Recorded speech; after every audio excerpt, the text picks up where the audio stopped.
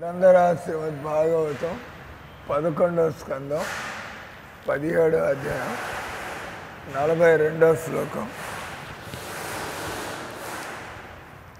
బ్రాహ్మణస్య దేహోయం క్షుద్రకామాయ నేష్యతే కృష్యాయ తపసే చ ప్రేత్యానంత సుఖాయ చ.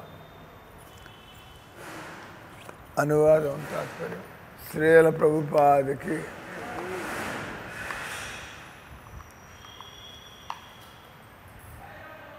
अरबल लक्ष्मी गूडूर वाले भेज दिया ना 16 फोटो. हाँ गूडूर वो प्रभु जी ने अपना 16 फोटो भेज दिया है. हाँ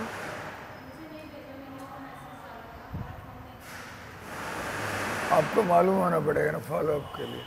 ठीक है, मैं आपको भेज दूंगा, प्रिंटर को भी भेज दें.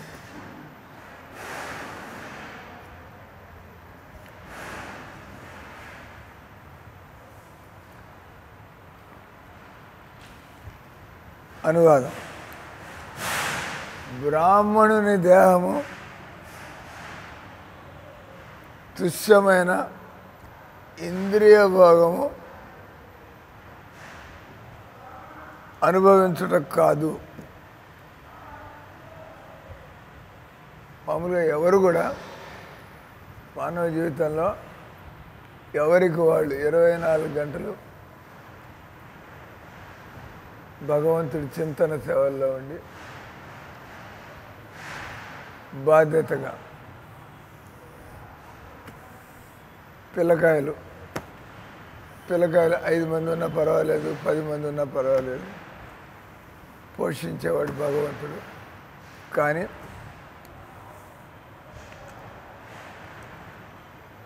అంటే అది కూడా భగవంతుడికి సేవ. పిల్లల్ని కనడం కూడా భగవంతుడికి సేవ. అలా కాకుండా దాన్ని ఇంద్రియ తృప్తి, ఇంద్రియ భోగం. అలాగే మనం ప్రసాదం తింటే కడుపు నిండా తప్పేం లేదు. వాడు అన్నట్టుగా ఆ క్రిస్టియన్ నానా చెత్త గడ్డి తింటున్నాడు అనేసి మేము తినకూడొస్తారంటున్నాడు. దానికి ఎంత బుద్ధిహీనుడైనాడు. అంటే నేను కేవలం ఇంద్రియ భోగమే చేయాలి సార్, మేము చక్కటి భోజనం చేయకూడదు అంటే మేము రాక్షసులం సార్ అని చెప్పుకుంటున్నట్టు. ఎవడైనా ప్రసాదం వద్దు అంటే నేను రాక్షసుని సార్.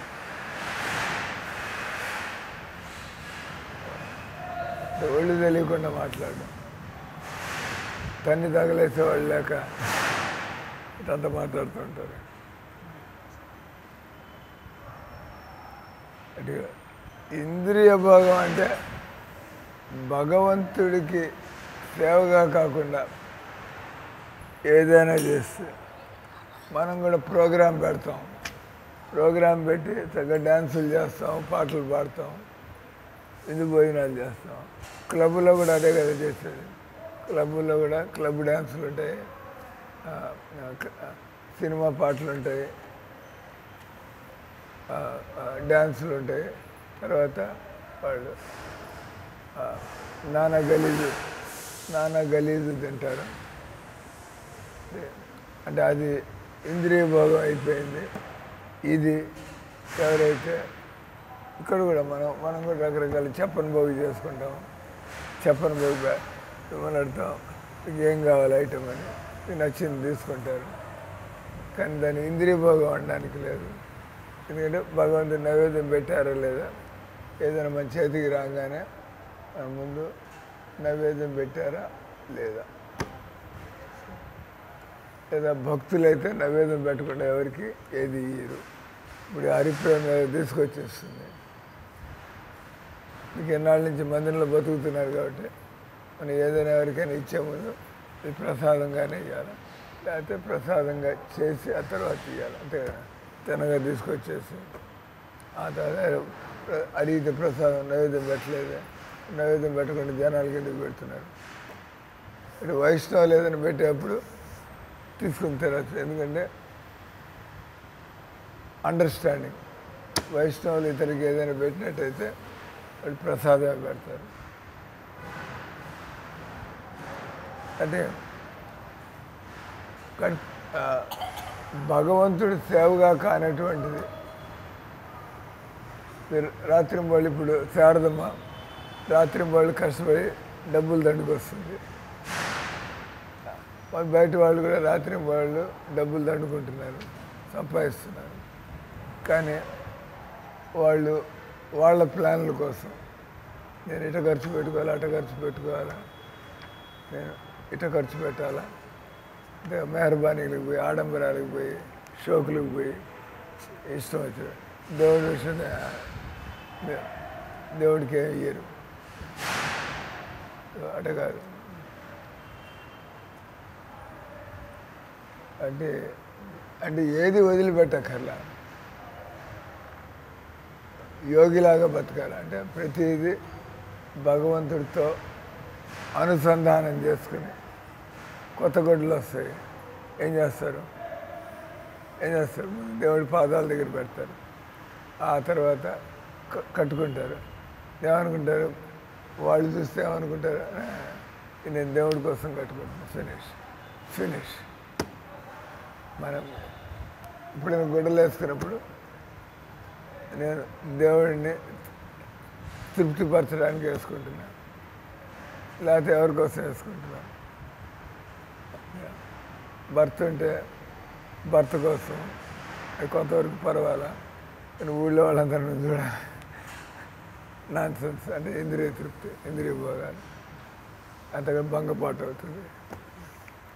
ఈ రకంగా బ్రాహ్మణుని దేహం అంటే ఎవరైతే నిజంగా ఆత్మస్థాయికి వెళ్తాడో అతని మనస్సు శారీరక భోగాలకి దిగి రాదు. అంటే శరీరానికి అలవాటు అయిపోయింది. ఎవరైనా కూడా 12 ఏళ్ళు భక్తి చేస్తూ ఉంటే కంటిన్యూస్గా 12 ఏళ్ళు మీరు చేరన్నాళ్ళు అయింది. 12 ఏళ్ళు అయిందంటే మీ శరీరం మారిపోతుంది. అంటే ఇంకా ఈ శరీరం 12 ఏళ్ళు ఎవరైనా వదలకుండా గురువు చెప్పినట్టుగా భక్తి చేస్తే అటువంటి వాళ్ళ శరీరం అంటే అపరాధాలు లేకుండా, తర్వాత అసావధానంగా లేకుండా వాళ్ళు టేకింగ్ ఫర్ గ్రాంటెడ్ ఏదో ఇది రోజు ఉండేదే అంటే మీకు అర్థం కాల. భజన రోజు ఉండేదే, కానీ ఏ రోజుకి ఆ రోజు అది మిమ్మల్ని బాగు చేస్తుంది. ఇది ఏ రోజుకి ఆ రోజు మీకు ఆనందాన్ని కలిగిస్తుంది. ఆనందాన్ని కలిగించేది మీరు ఇది రోజు ఉండేది అనుకుంటారు, అని ఎదురు చూస్తూ ఉంటారు. ఆనందం కలిగించే ఇది రోజు ఉండేది. అంటే వడలు పెట్టారు, అందరూ ఎదురు చూస్తున్నారు ఎప్పుడు వడ నోట్లో పెట్టుకోవాలని చెప్పి. ప్రసాదం కాబట్టి పర్వాలా. అట్లా ఏదైనా కూడా దానికి కృష్ణుడితో కనెక్షన్ ఉందా లేదా? సమాజంలో జరుగుతున్న ఆ విషయాలు ఈ విషయాలు ఉంటాం. దాని తర్వాత ఆ భక్తి లేని వల్ల వాళ్ళ బతుకులు ఎట్లా నాశనం అవుతున్నాయి, పాడవుతున్నాయి. ఈ రకంగా అంటే దేన్నైనా కూడా కనెక్ట్ చేయొచ్చు. ఏమన్నాడు ఆయన రూప గోస్వామి భక్తి రసామృత సింధులో 2 శ్లోకాలు. అనాసక్త విషయాన్ యథార్హం ఉపయుంజిత నిర్బంధ కృష్ణ సంబంధే యుక్త వైరాగ్యం. తర్వాత శ్లోకంలో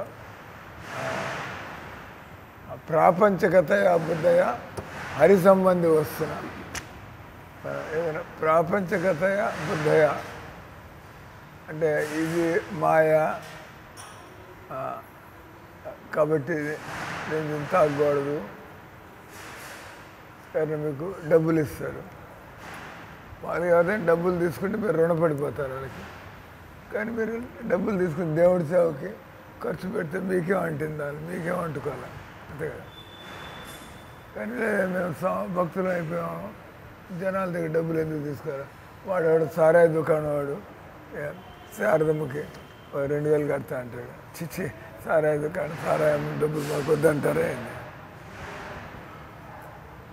డబ్బులు తీసుకొని దేవుడు ఖర్చు పెడితే వాడికి ఇంకో రకంగా భగవంతుడి యొక్క సుకృతి కలుగుతుంది అంతే కదా. వాడు సారాయి ఇస్తే మన సారాయి దుకాణంలో సారాయి బాటిల్ ఇస్తా ఒక క్వార్టర్ తీసుకుపోండి అంటే ఇవి నాన్ సెన్స్ దాని అమ్మి మాకు డబ్బులు ఇవ్వంట. అది కూడా మనం వాడి చేద్దాం నీ చెత్త ఎంత నువ్వు చూసుకోదు మా చేతిలో డబ్బులు పెట్టాలి. లేదా వాడేవాడో దుర్మార్గుడు ఇంటికి పిలిచి భోజనాలు పెడతా అంటాడు.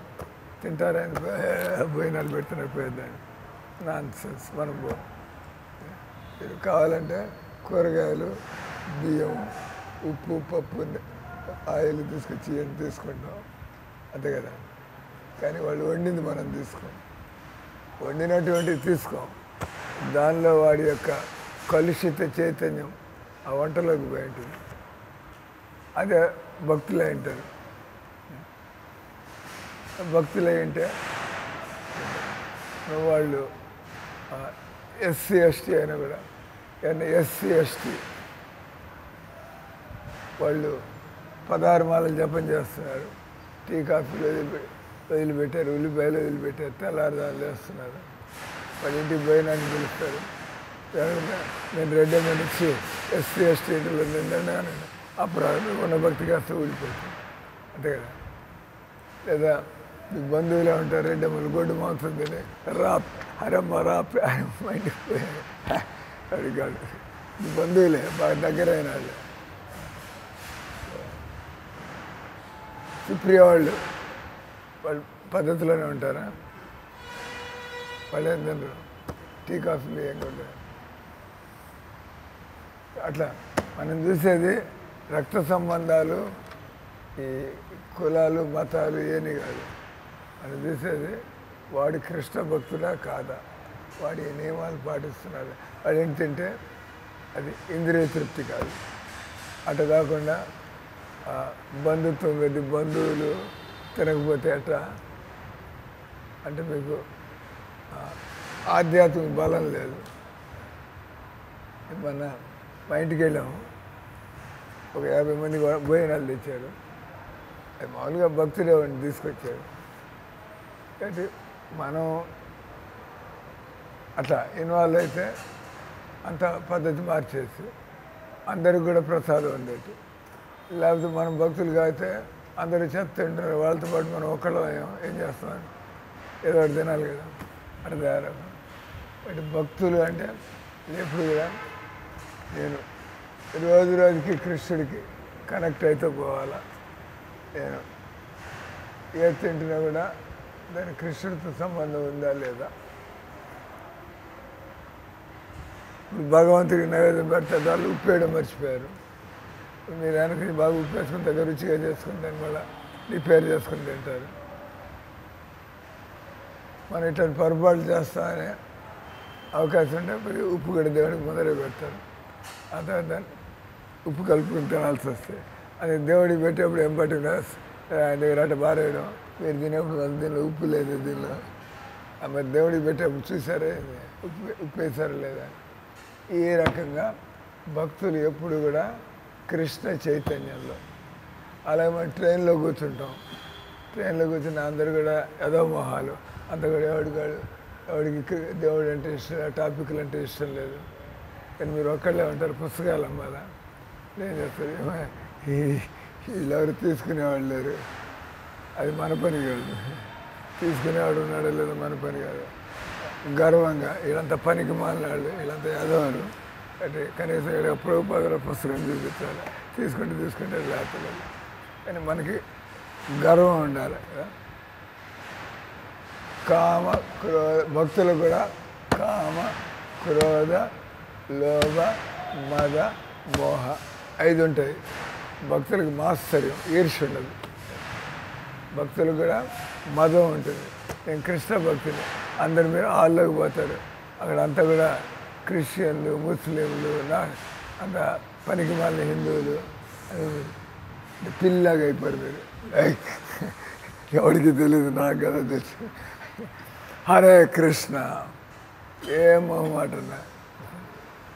ఆ రకంగా ఎందుకంటే మన ఇంద్రియ తృప్తి దాన్ని మనం ఇష్టపడం కాబట్టి మనం ఎక్కడికి పోయినా కూడా పరిస్థితిని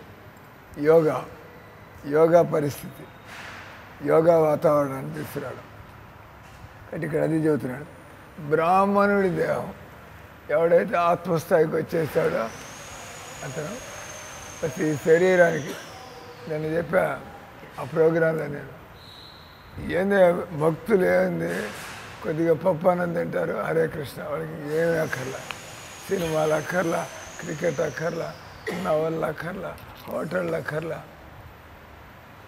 ఎందుకంటే వీటన్నిటికంటే ఎక్కువ సుఖం హరే కృష్ణ మంత్రం అంటే దొరుకుతుంది.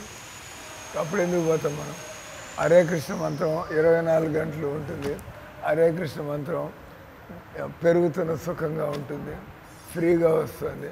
అది వదిలిపెట్టి తలకాయ జడగొట్టుకునే ఇట్లా వీటనకాల ఎవడు పోతాడు? భక్తులు శుద్ధంగా, అందుకే భక్తులకి డబ్బులకి లోటు రాదు. ఇది వాళ్ళు ఏం డబ్బులు పాడు చేసేదండి. దేవుడికి అంత నైవేద్యం పెడితే కడుపు నిండదు. మిగతా టైంలో భాగవతం తీసుకు కూర్చుంటారు, లేదా జపమాలు తీసుకు కూర్చుంటారు, లేదా దేవుడి పనులు పెట్టుకుంటారు. ఈరోజు మందిరంలో ఈ పని చేయాలి, ఆ పని చేయాలా, వెతుక్కోవాలా. పని లేదని మాకండి ఎప్పుడు. మరి పని లేకుండా ఉంటుందా అండి? ఎంత పని అయినా ఉంటుంది.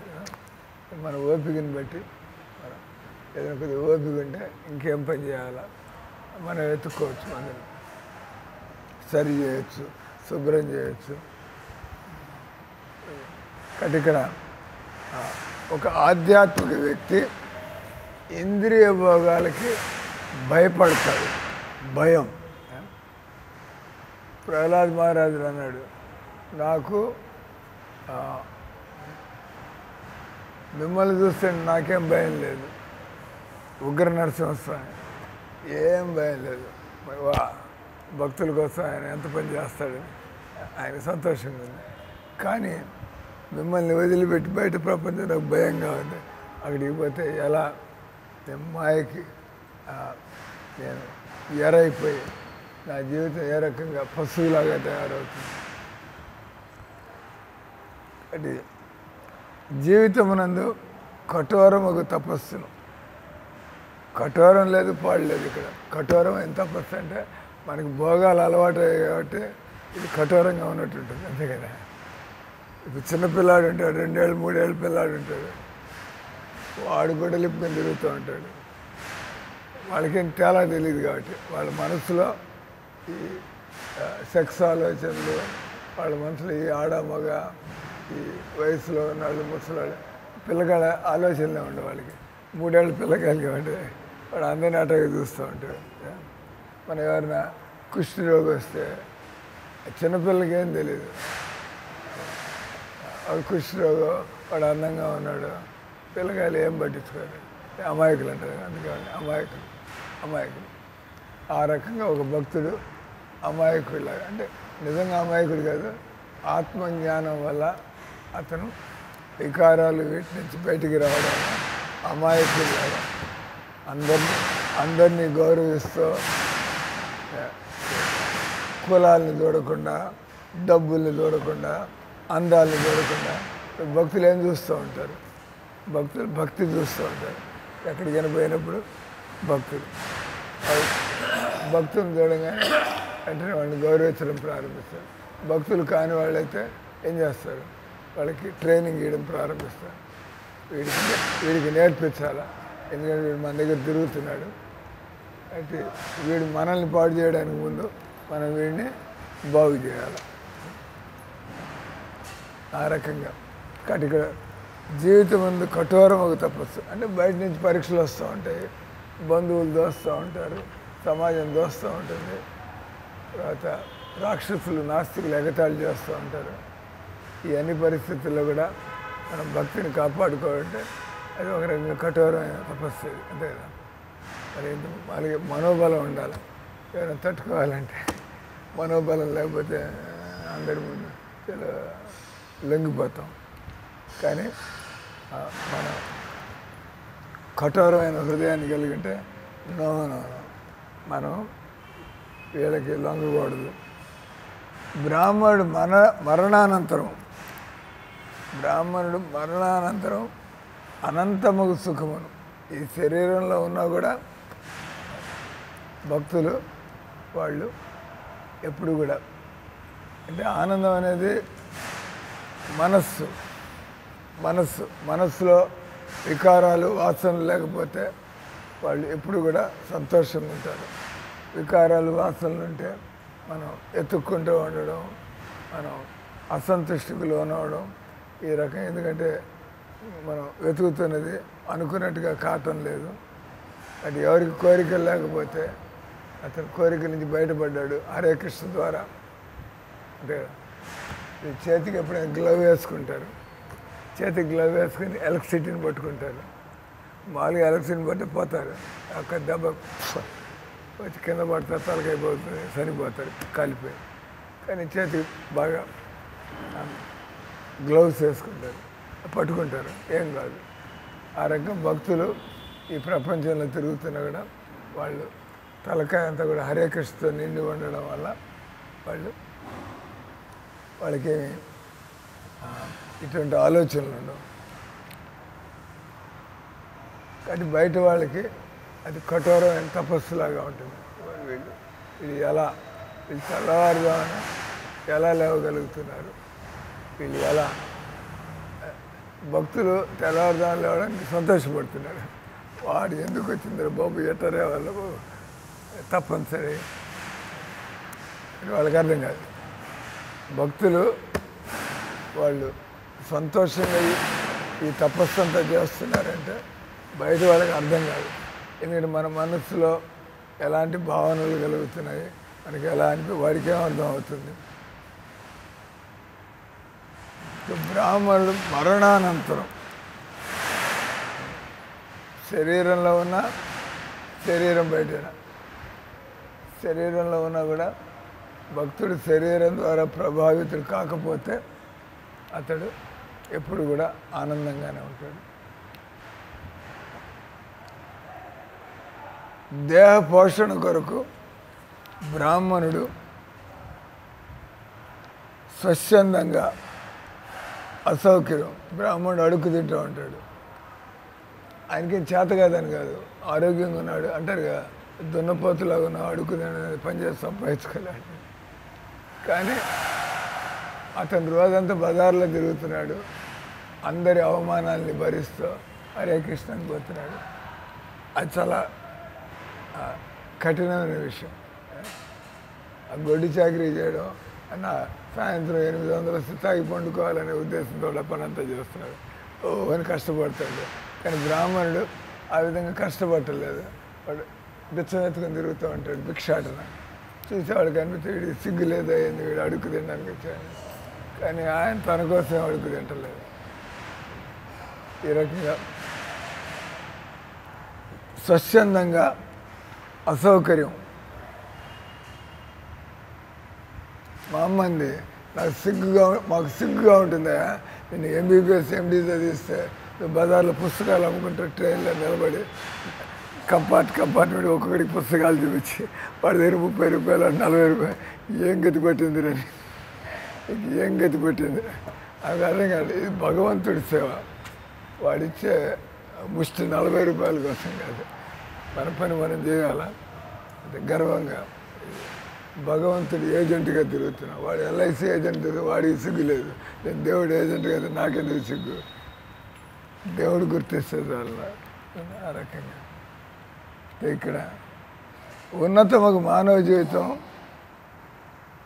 ఇంద్రియ భోగాల్ని దాటడం కోసం కఠోరమగు తపస్సు. అంటే మామూలుగా సంసారంలో బద్ధ జీవితంలో ఉన్న వాళ్ళకి ఈ విధంగా బతకం, అంతే కదా.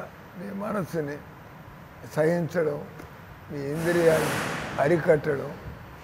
అది అన్నాడు కదా అర్జునుడు భగవద్గీతలో, చంచలం మీ మన కృష్ణ ప్రమాది బలవంతుడం తస్యాహం నిగ్రహం వాయోరి వాసు దుష్కరం.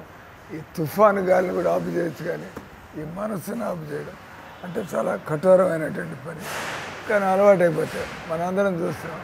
మొదట్లో వచ్చినప్పుడు మన మనసులో కూడా చెత్త, బయటకు ఏదో హరే కృష్ణ హరే కృష్ణ ఇన్నేళ్ళు అయిన తర్వాత కొద్దిగా బాగుంది హరే కృష్ణ అన్న ఇప్పటికి అర్థమవుతుంది. అంతకుముందు నమ్మకం కొద్దీ బుద్ధికి అర్థమయ్యి కానీ మనసుకి ఇంకా అనుభవం కలగట్లేదు. అనుభవం కలిగినప్పుడు ఇంకా మనం అంతటి మనం చక్కగా ఎప్పటికప్పుడు అవకాశాల కోసం ఎదురు చూస్తూ ఉంటాం.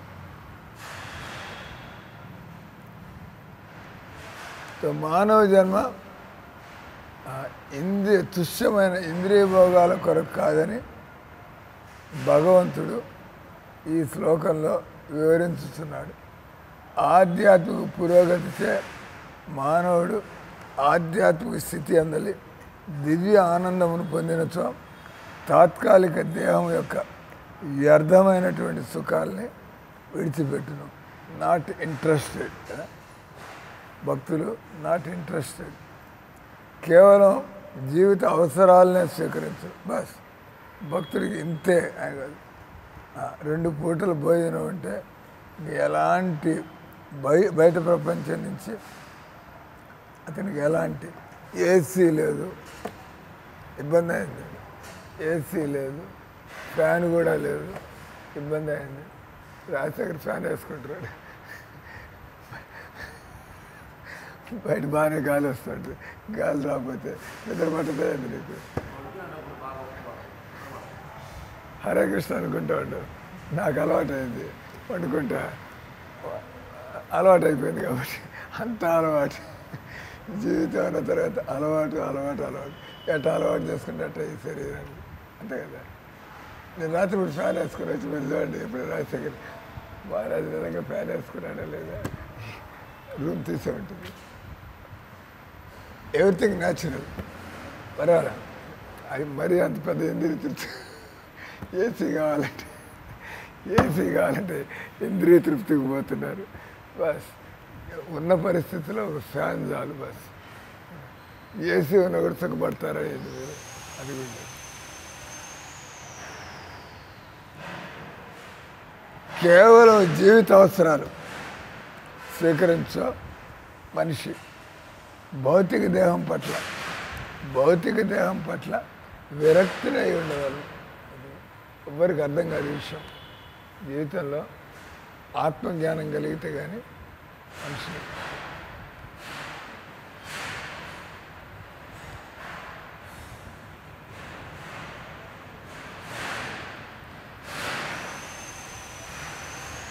ఉన్నతుడైన బ్రాహ్మణుడు సావధానుడు ఆధ్యాత్మికుడు అయి జీవితాంతం చాలామంది కష్టం అని అర్థం చేసుకోవడం.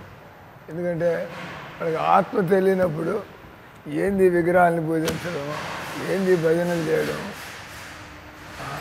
సమాజంలో వాడి కాళ్ళు ఇరిగిపోయినాయి, వాడి కుష్ఠరోగం వచ్చింది, వాడు ముసలాడైపోయినాడు. ఆ సేవలు చేయడం మీద కూర్చుని విగ్రహాలకు పూజలు చేసుకుంటే భజనలు చేసుకుంటుంటే వాడికి ఎంత చేసినా కూడా సుఖం కలగదు. ఎందుకంటే వాడి శరీర స్థాయిలో ఉన్నాడు. కదిలితే బాధ, కదిలితే నొప్పి. వాడికి ఏం సేవ చేస్తారు? ఏదో చేసిన వాడికి, ఎందుకంటే మీరు అంత సేవ చేసినా కూడా వాడేం సుఖంగా ఏం లేడు. ఇది ఏమన్నా ఖాళీ అయినాడుకో, కనుపోయినాడుకో, ముసలాడుకో సేవ చేస్తాడు. ఆయన కూడా ఇబ్బంది పడుతూనే ఉన్నాడు. మీరు చేస్తున్నాడు. వాడు ఇబ్బంది పడుతూ ఉంటే నేను ఎంత చేసినా కూడా వాటి ఏమంటారు, అరే అతని మనసును కూడా దేవుడి వైపుకి పెట్టాలా, అప్పుడు చేయాలా.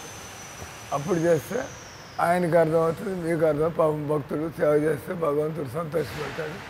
ఒక భక్తుడికి సేవ చేస్తే భగవంతుడు సంతోషపడతాడు. మీరు భక్తి చేస్తూ మీరు టీ కాఫీ లేకుండా మీరు తెల్లారుదాని వాడు సోంబేర్లాగా కాలేరు కొట్టుకుని వాడు కూర్చొని లేవగానే నాకు కాఫీ కావాలా, నాకు అది కావాలి, ఇది కావాలా. వాడికి ఎంత సేవ చేసినా కూడా వాడికి సుఖం దొరకదు కదా. వాడికి సుఖంగా లేకపోతే మీరు చేసిన సేవ వృధాయే కదా. అంటే మనిషి ఎట్లా ఉంటే అర్థం అందుకే ప్రభుపాద అన్నాడు, నేను ఒక్కొక్కళ్ళ ఒంట్లో 6 లీటర్ల రక్తం ఉంటుందంట. కానీ ప్రభుపాద ఏమన్నాడు, నేను 60 లీటర్ల రక్తం. అంటే అంత తలకాయ కొట్టుకుని 10 మందిని భక్తులు చేశాను. మనిషి శరీరంలో 6 లీటర్ల రక్తం. ప్రభుపాద నేను 60 లీటర్ల రక్తం దాన్ని కష్టపడి ఒక వ్యక్తిని భక్తుడిని చేస్తాను అంటే ఏందో వాళ్ళు ఎందుకు అర్థం చేసుకో నేను చెప్తా అయ్యా నేను తిండి తినొద్దన్నావా నేను నిద్రపోవద్దన్నావా నేను ఏసీ రూమ్ వద్దన్నావా హరే కృష్ణ అంటే ఇది మాత్రం అనకూడదు ఏమవుతుంది అదంటే వాడు ఏమవుతుంది హరే రామ హరే కృష్ణ అంటే ఎందుకు అనాలి అంటాడు ఇట్లా మాట్లాడుతూ ఉంటాడు దుర్మార్గుడు భగవంతుని మాత్రమే తప్పించి మిగతా అన్నీ చేయాలి వాళ్ళు అందుకే భక్తులు ఎప్పుడు కూడా సంసారంలో ఉన్నటువంటి భౌతికమైనటువంటి క్లేశాలకి దుఃఖాలకి వాళ్ళ మనస్సు చెల్లించదు మీరు ఎప్పుడైనా యాక్సిడెంట్ ధ్యానాలు చావడం చూస్తారు భక్తులకి అనిపిస్తుంది జీవితం ఎట్లుంది ఆయన కూడా వాడు దేవుడిని భక్తి చేయకుండా ఎట్ట బతికాడు చూడండి ఇట్లాంటి పరిస్థితులు ఉంటే కొద్దిగా దానికి భయపడి భక్తి చేయాలి కదా అది లేకుండా సంసారంలో పోతాం తలకాయ బయలేదాకా పరిగెడుతూ ఉంటాం బ్రాహ్మణుడు సావదా టైం అయిపోయింది అది గుర్తు చేయకుండా హరే కృష్ణ కృష్ణ కృష్ణ హరే